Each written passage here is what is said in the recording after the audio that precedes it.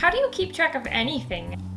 That looks like a mess. Well, you see, this pile is for encounters, and this pile is for lore, and then this pile is for NPCs, but if an NPC is important to lore, it'll be in the lore pile. And then this over here is going to be for session notes, but if we're having an encounter in that session, then the encounter is going to be in the session notes. But if it's not in this session notes and it's not in the encounters, then it's probably in the lore section because it's probably important to the overall story.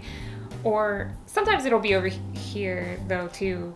But then, yeah, and then if an NPC is a part of the encounter, then sometimes, you know, it's in here. It's in here. Some pros for digital note-taking. You can access it anywhere you have internet. This means you can back things up to the cloud and you'll pretty much never lose anything. Most people type faster than they write, so you'll be able to take down notes very quickly and even do it verbatim. It's easier to format and to keep clean.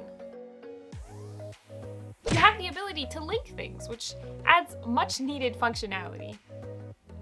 You can add maps and images. There are many different programs that can do all of these things, like OneNote, Evernote, Notion, GoodNotes, Legend Keeper, Obsidian. There's more. There's so many more.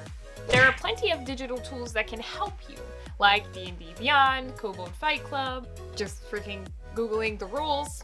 Digital notes offer great organization since you can, again, link things, but you can also hit the Control F key and find what you're looking for.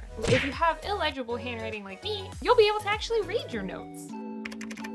Some cons for going digital. Even though there are a lot of program options, once you're in that program, you're pretty much stuck with it. So you can't add additional things or functionality to GoodNotes or OneNote, so you're pretty much stuck.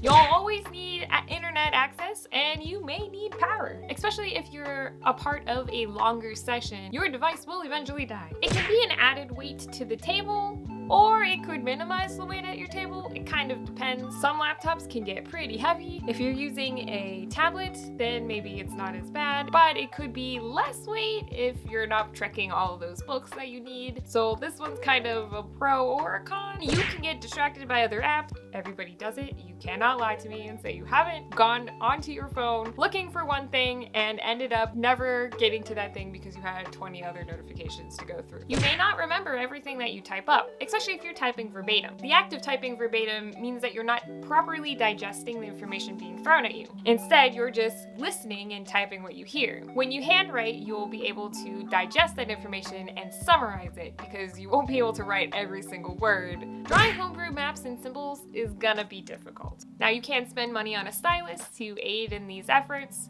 but it's still a little bit more difficult than just a piece of paper.